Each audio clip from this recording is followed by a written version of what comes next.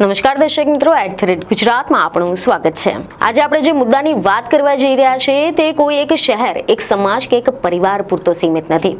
આ મુદ્દો છે દીકરીના અધિકાર, સમાજની માનસિકતા, પ્રેમ અને પરંપરાના ટકરાવનો અને સૌથી મહત્વનું, આપણે પોતાને કેટલાક આધુનિક માનીએ છીએ અને ખરેખર કેટલા છે।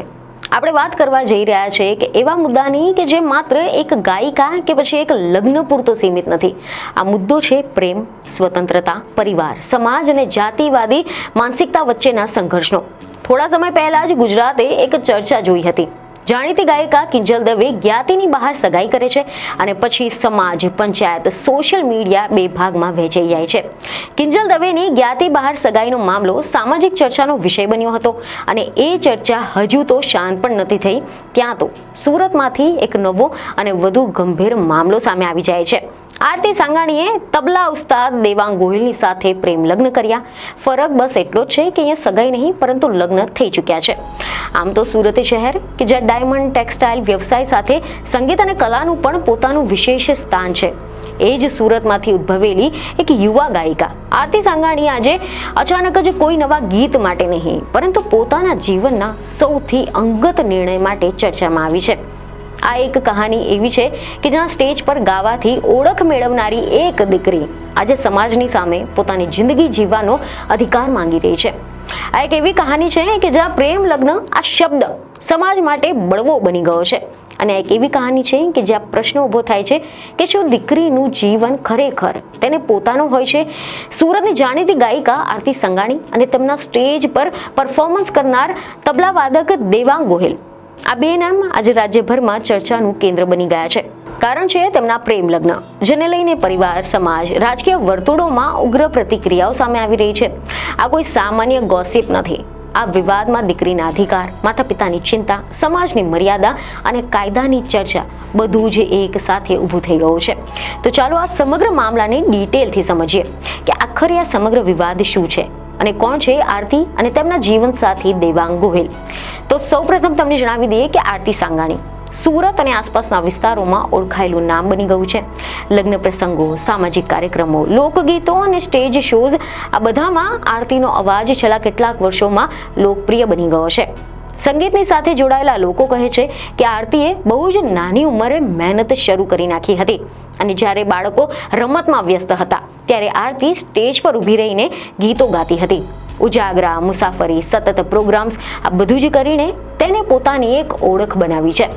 સંગીત ક્ષેત્ર સાથે જોડાયેલા લોકો કહે છે કે આરતીની કારકિર્દી હજુ શરૂઆતના તબક્કામાં હતી પરંતુ યુવાનોમાં તેમની ખાસ લોકપ્રિયતા રહી હતી। મીડિયા અહેવાલ અનુસાર આરતીએ શરૂઆતમાં લોકલ કેફેમાં ગાવાનું શરૂ કર્યું હતું અને ધીમે ધીમે તેઓ મોટા કાર્યક્રમમાં પહોંચી ગયા અને આજે સોશિયલ મીડિયા પર આરતીના લાખો ચાહકો છે। હજારો યુવાનો તેમના ગીત પર રીલ્સ બનાવે છે, કમેન્ટ્સ કરે છે અને તેમને પ્રોત્સાહન આપે છે, પરંતુ આજે આ જ ચાહકોમાંથી ઘણા મૌન છે અને કેટલાક તેમના વિરોધમાં છે। આજે તેમની ઓળખ પાછળ રહી જાય છે અને ચર્ચા થઈ રહી છે તેમના વ્યક્તિગત જીવનની, કારણ કે તેમને પોતાનો જીવનસાથી જાતે જ પસંદ કરીને પ્રેમ લગ્ન કરી નાખ્યા છે। તેમના જીવનસાથી છે દેવાંગ ગોહિલ। દેવાંગ ગોહિલ એક યુવા મ્યુઝિશિયન છે જે તબલા અને ઢોલ વગાડવામાં નિપુણ છે। તેમને અનેક ગાયકોની સાથે સ્ટેજ પર પરફોર્મ પણ કર્યું છે અને આરતી સાથે પણ ઘણા બધા કાર્યક્રમોમાં તેમની સાથે કામ કર્યું છે।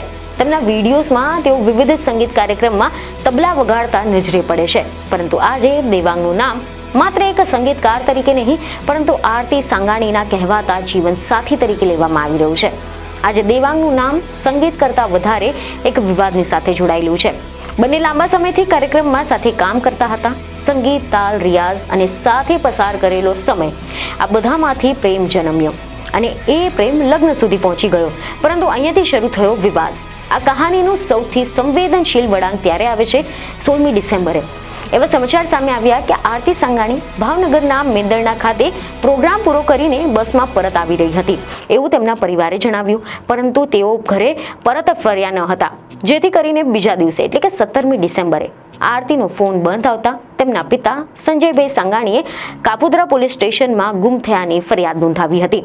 જોકે થોડા સમય બાદ એવું જાણવા મળ્યું કે આરતીએ દેવાંગ ગોહિલની સાથે પ્રેમ લગ્ન કર્યા હોવાનો દાવો કર્યો છે અને બસ આ સમાચાર બહાર આવતા જ સમગ્ર મામલો ચર્ચાના કેન્દ્રમાં આવી ગયો। એક પિતા માટે આ માત્ર સામાજિક મુદ્દો નથી, આ એક ભાવનાત્મક ઝાટકો પણ છે. એક તરફ પરિવારનું દુઃખ હતું, બીજી તરફ સમાજનો ગુસ્સો અને વચ્ચે એક યુવતીનો નિર્ણય.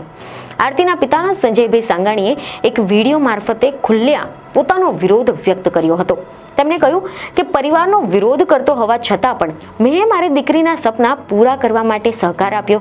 દીકરીને દીકરો માનીને આંખો બંધ કરીને વિશ્વાસ કર્યો અને મારી સાથે વિશ્વાસઘાત થયો છે. જો દીકરી પાછી આવવા માંગે છે તો તેઓ તેને સ્વીકારવા તૈયાર છે. જો કે આ શબ્દોમાં એક પિતાની પીડા સ્પષ્ટ દેખાય છે, પરંતુ આ મામલો માત્ર પરિવાર સુધી સીમિત રહ્યો નથી.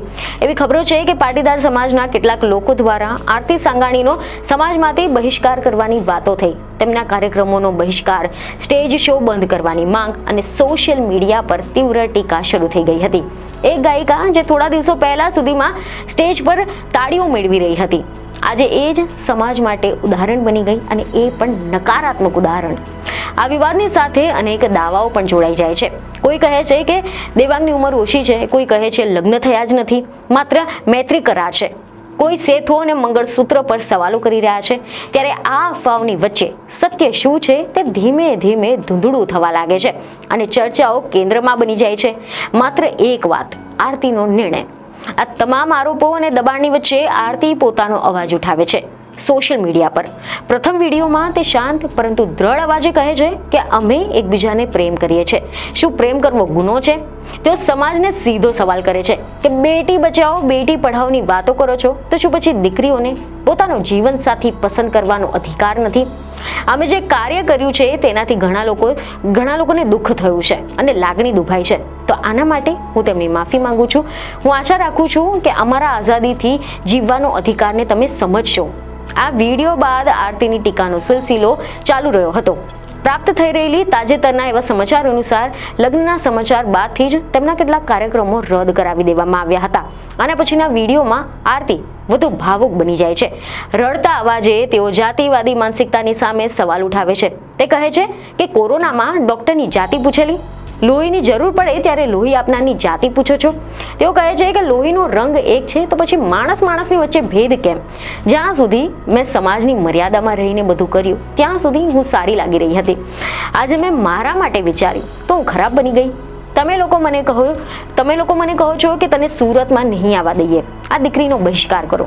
જ્યાં સુધી મેં તમારા સમાજની મર્યાદા રાખી, મારા પિતાની ઇજ્જત રાખી, રમવાની ઉંમરે કામ કર્યું, ઉજાગરા કર્યા, ત્યારે હું બધાને સારી લાગી રહી હતી. પરંતુ આજે જ્યારે હું મોટી થઈ ગઈ છું, મેં મારા માટે કંઈક વિચાર્યું છે, તો હું લોકોને ડાકણ લાગુ છું. આવો તો કેવો તમારો સમાજ, આવા તે કેવા તમારા બધાના વિચારો. હું મંગળસૂત્ર પહેરું કે ન પહેરું તોય તમને વાંધો છે? જ્યાં બાળ લગ્ન થાય છે ત્યાં વિરોધ કરો ને. હું ચર્ચા કરવાનો વિષય નથી બની ગઈ. હું જ્યાંથી આવું છું એ જ્ઞાતિ નીચી નથી, ના કે હું જ્યાંથી આવું છું તે જ્ઞાતિ નીચી છે. કદાચ કોઈ જ્ઞાતિ નીચી નથી હોતી, માણસ હોય છે.